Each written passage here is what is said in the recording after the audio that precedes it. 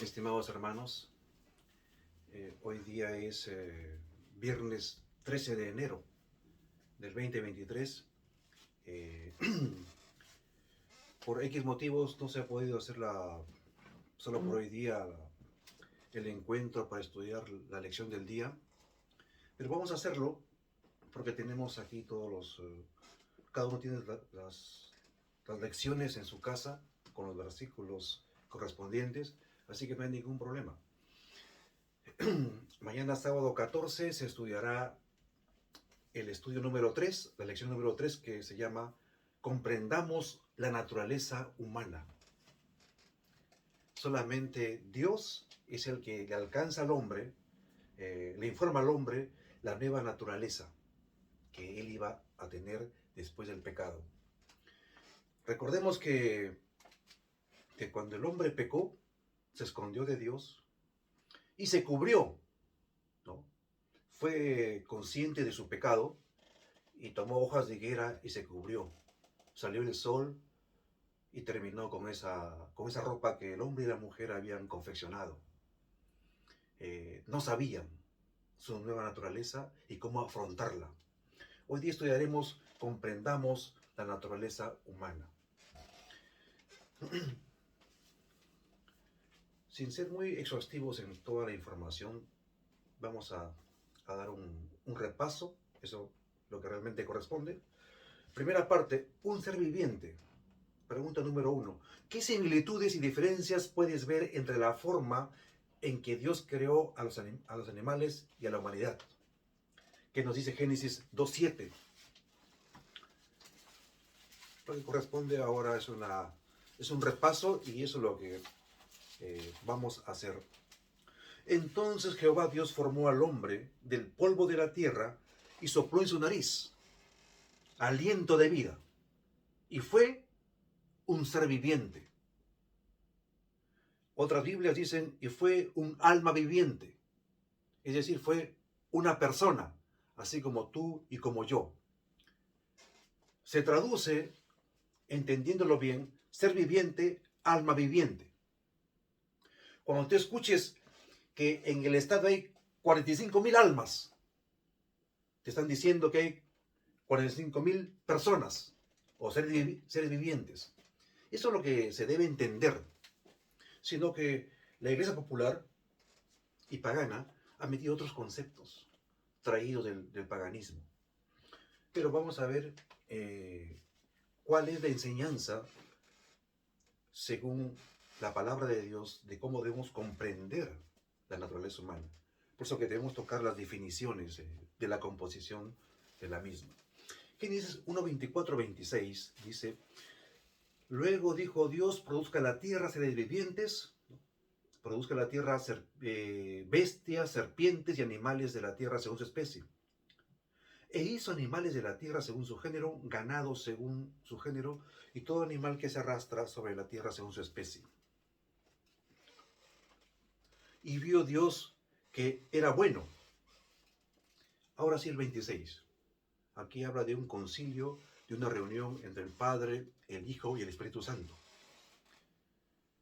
Esa reunión no lo hizo para crear a las bestias, a las serpientes, para crear toda suerte de seres vivientes sobre el resto sobre esos 5 días o sexto día ya. Sino dice el versículo 26, entonces dijo Dios, hagamos, en plural, hagamos al hombre a nuestra imagen. No se parece a ti ni el oro ni el delfín tampoco, ¿no? Conforme a nuestra semejanza, y se señoree sobre los peces del mar, se señoree sobre las aves de los cielos, sobre las bestias y en toda la tierra, y de todo animal que se arrastra sobre la tierra.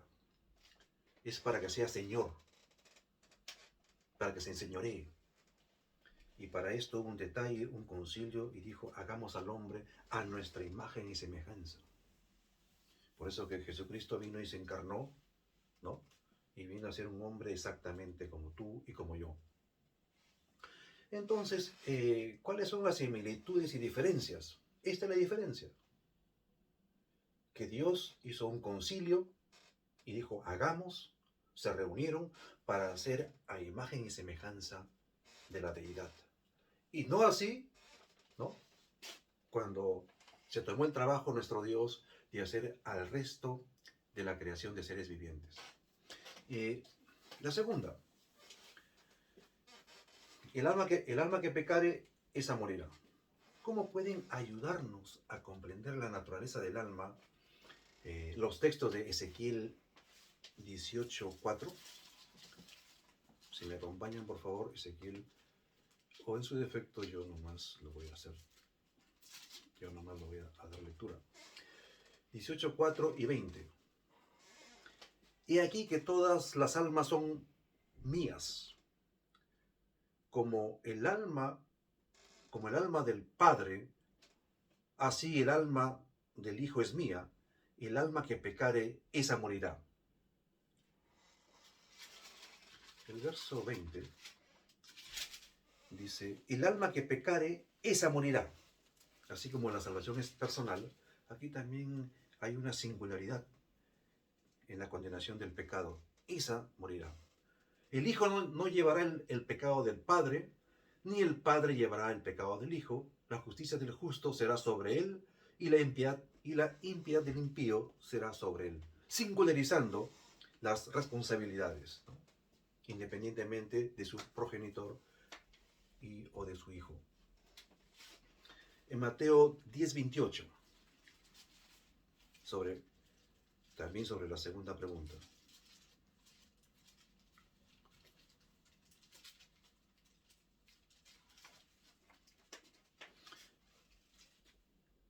Y no temáis a los que matan el cuerpo. Esto se necesita apuntarlo sobremanera. Y no temáis a los que matan el cuerpo, mas el alma no pueden matar. Temed más bien a aquel que puede destruir el alma y el cuerpo en el infierno. El Nuevo Testamento fue escrito, parte, según los expertos, por supuesto, en arameo y en griego. Lo del griego se rescata ese término, alma. No es un término hebreo. Pero en todo caso vamos a ver cómo se define esto. La pregunta número 3. ¿Qué contraste ves entre estos dos pasajes bíblicos? ¿Cómo pueden ayudarnos a comprender mejor la condición humana después de la muerte? No olvidemos que el objetivo es comprender la naturaleza humana. 2:7 del Génesis. Entonces Jehová Dios formó al hombre del polvo de la tierra y sopló sobre su nariz aliento de vida, y fue el hombre un ser viviente. Bien.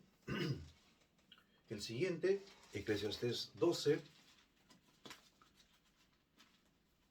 Aquí está.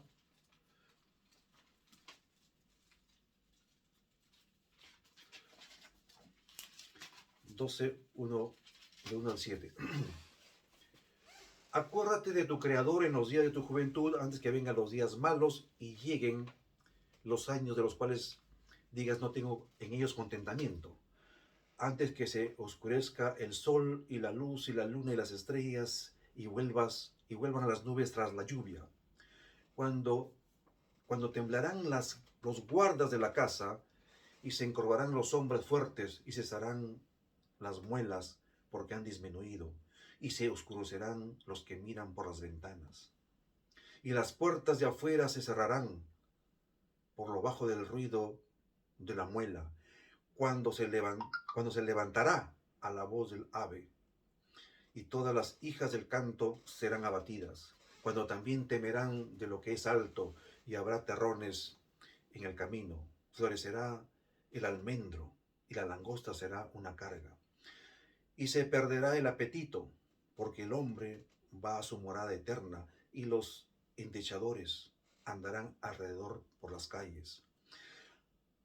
Antes que la cadena de la plata se quiebre y se rompa el cuenco de oro, y el cántaro se quiebre junto a la fuente, y la rueda sea rota sobre el pozo.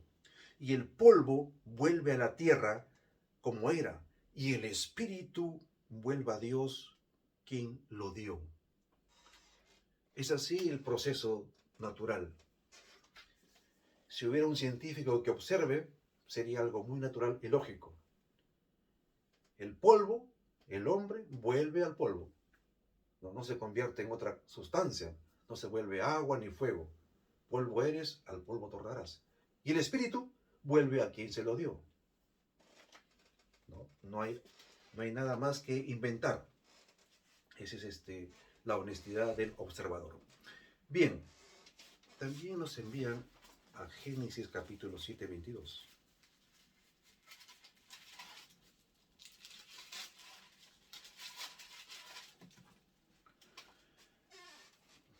Todo lo que tenía aliento de espíritu de vida en sus narices, todo lo que había en la tierra murió. Entonces aquí tenemos la privacidad de la vida, es cuando se le quita el aliento de vida que Dios da. A eso se define, aquí se define la muerte. La cuarta, simplemente es un breve repaso de hoy día, viernes 13 de enero. ¿Qué tiene de malo eso? Que la muerte es lo opuesto a la vida, la enemiga de la vida. Entonces, pregunta, ¿qué gran esperanza se encuentra en este versículo? Que está en 1 Corintios 15:26.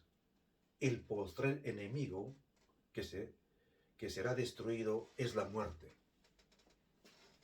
Bien, vamos a la cita en cuestión. 1 Corintios 15:26.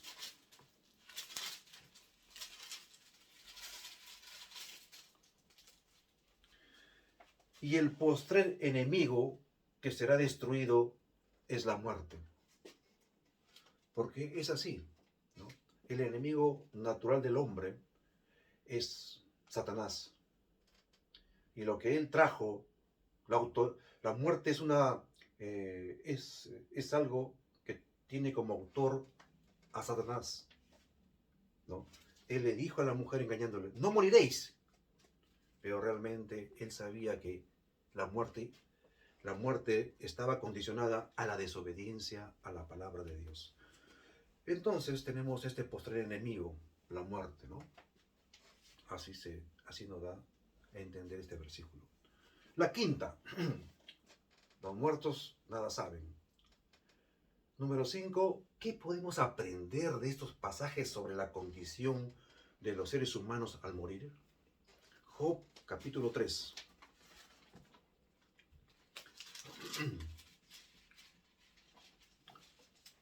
Capítulo 3, del versículo 11 al 13.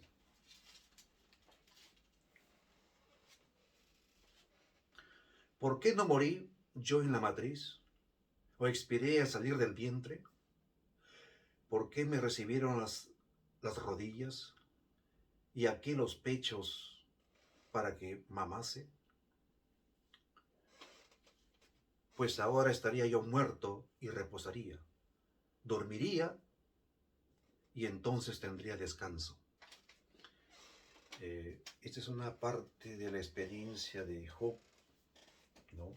Dios hizo que sufra con un propósito, lo cual no es propio de este tema, pero sí lo que él describe en este reniego.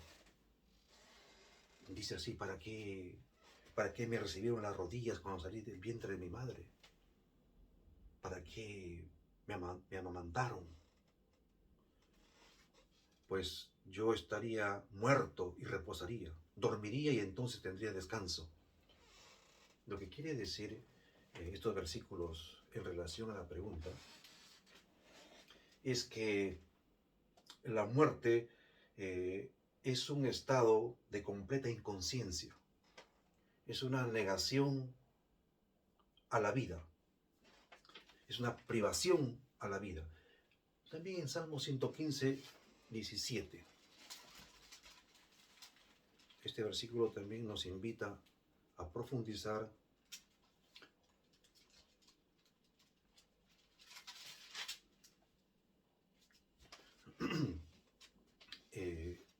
esta pregunta, la respuesta a esta pregunta. No alabarán los muertos a Jehová, ni cuantos descienden al silencio. Es decir, los muertos no pueden alabar, sino nosotros. Nosotros un día cada 7 días, ¿no?, nos reunimos por mandamiento de Dios a alabar, a adorar a Dios.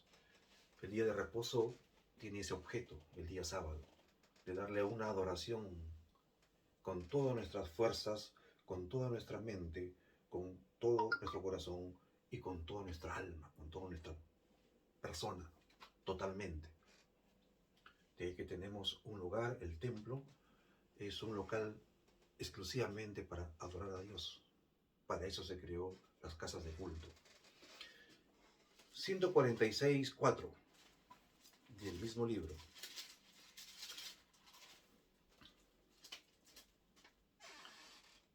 Pues sale su aliento y vuelve a la tierra. Sale su aliento a Dios, coma, y el polvo vuelve a la tierra. En ese mismo día perecen sus pensamientos. El pensamiento, ese es lo que más, es lo que caracteriza, ¿no?, la elaboración de pensamientos. Lo que caracteriza al hombre, la inteligencia, para que se pueda llegar a tener sabiduría.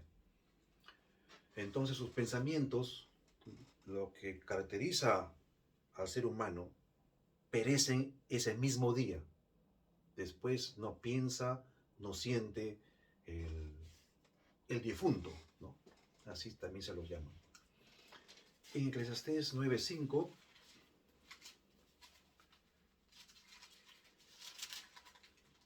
algunos versículos son incidentes, es porque la lección tiene este propósito de enfatizar para entender bien el objetivo de la lección. 9:5. Porque los que viven saben que han de morir, pero los muertos nada saben, ni tienen más paga, porque su memoria está puesta en el olvido. No hay memoria, no hay pensamientos, no hay emociones, no hay sentimientos, absolutamente nada. Así que no tengamos miedo a los muertos, ¿no? Porque no tienen arte ni parte en esta vida. El siguiente versículo es el 10. Todo lo que te viniere a la mano para hacer, hazlo según tus fuerzas, porque en el Seol, en el sepulcro, a donde vas, no hay obra, no hay trabajo, ni ciencia, ni sabiduría. Es redundante. No hay ciencia, no hay pensamiento, no hay obra, no hay sabiduría, no hay trabajo, no hay nada en absoluto. En esta vida sí, todo lo que te viene a hacer, podemos hacer, por ejemplo, una prédica, ¿no? Podemos ir a la calle y repartir algún volante o folleto, ¿no?, con el mensaje cristocéntrico. Podemos predicar, ir a la iglesia, trabajar en la obra misionera o hacer alguna actividad, ¿no?, plantar una planta, digamos, ¿no? En esta vida, en estas fuerzas, tenemos que hacer todo para la gloria y honra de Dios. Si estamos andando mal, arrepentirnos, ¿no? Hay esa oportunidad, pero en esta vida, no en el purgatorio, porque no existe. El purgatorio fue inventado por el enemigo, para que los que están vivos sientan esa esperanza, entre comillas, que después se van a arrepentir de todos los deleites y pecados que ellos lo practican abiertamente. Pero es invento del enemigo. Acá el versículo dice todo lo contrario. Eso debe quedar muy claro. La pregunta número 6, descansar con los antepasados. El subtítulo. Pregunta: ¿qué añaden estos textos a la comprensión de la muerte? Génesis 25, 25:8.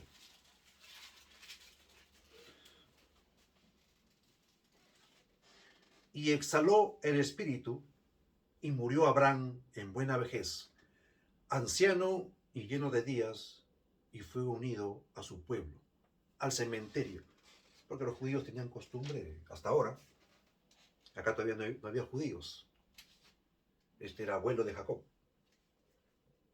¿no? Pero hasta ahora queda esa cultura, esa costumbre de tener un cementerio propio para todos los del pueblo de Dios.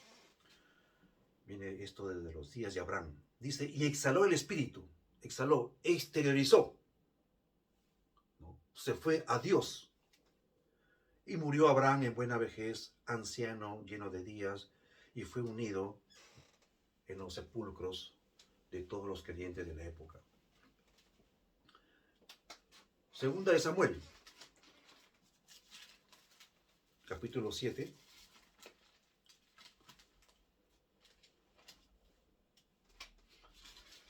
Versículo 12. Y cuando tus días sean cumplidos y duermas con tus padres, duermas, hay que decir, nuestro prójimo, ¿no? Nuestro hermano de la iglesia, nuestra hermana de la iglesia, duerme, el término propio. No murió, mueren nosotros sin esperanza, ¿no? Nosotros no.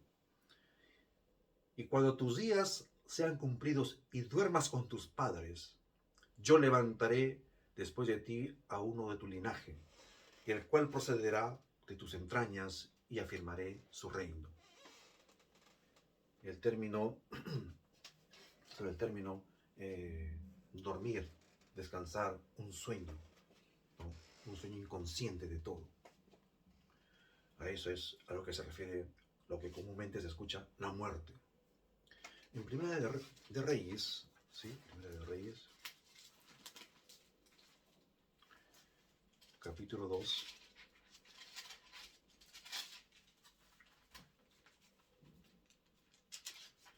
Estamos en la pregunta 6. 2:10 dice, y durmió David con sus padres y fue sepultado en su ciudad. Y durmió David. Se salvó. Duerme él. Él no está, no tiene otra suerte. Es de la salvación. Durmió, dice. Destaquemos esto. Que los que morimos con Cristo tenemos esa esperanza. Dormimos. Porque despertaremos. 22:40. Y el mismo capítulo.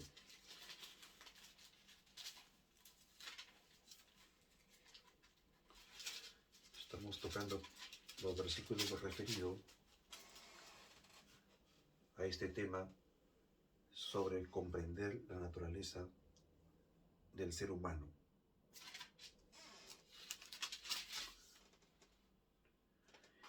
Y durmió Acab con sus padres y reinó en su lugar Ocosías su hijo. Esto es lo que realmente nos tocaba hoy día, este viernes 13.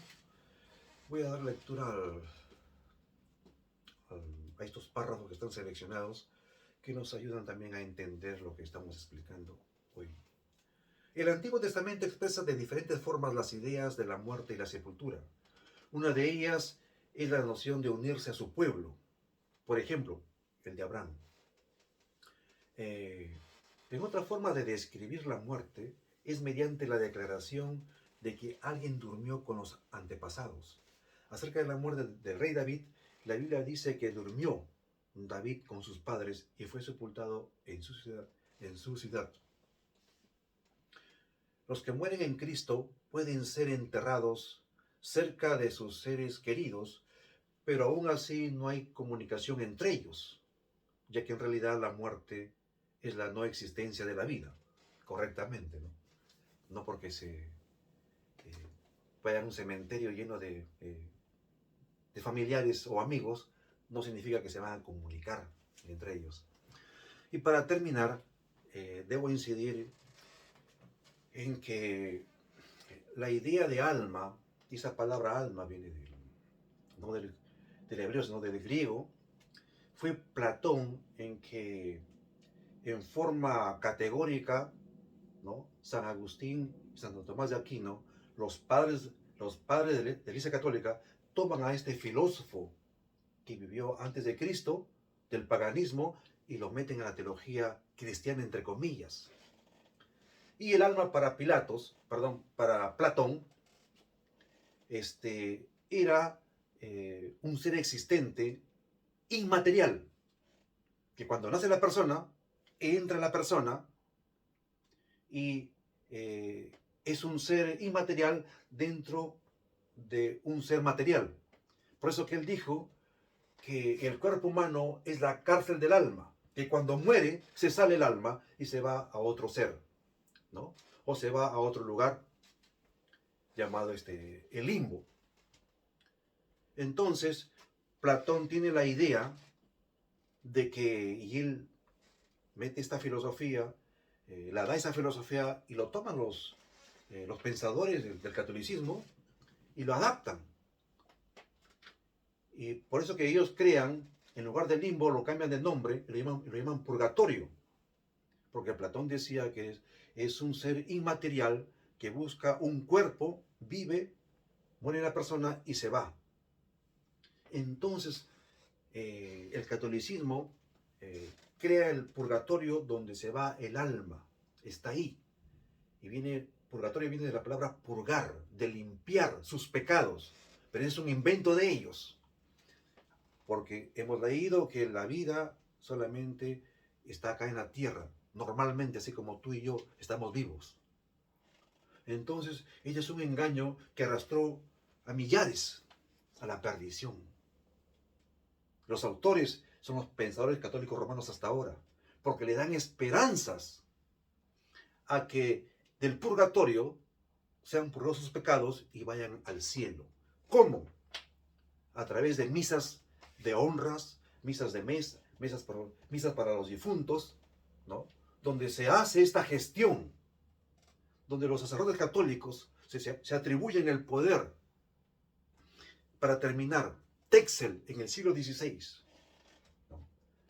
El Papa era León X, enemigo personal de Lutero. Texel decía, así cuando la moneda salta en el platillo, así saltan las almas del purgatorio y se van al reino de los cielos. Él cobraba las indulgencias. Las indulgencias fueron creadas para recaudar dinero a través de la mentira, para llevarlos al infierno a las personas, para llevarlos a la perdición, a la muerte eterna, y recaudar fondos para construir el Vaticano, ¿no? La Basílica de San Pedro. Así se construyó y se reafirmó esta religión pagana. Seguiremos con estos buenos estudios en la siguiente oportunidad. Que Dios los bendiga y un abrazo para todos. Amén.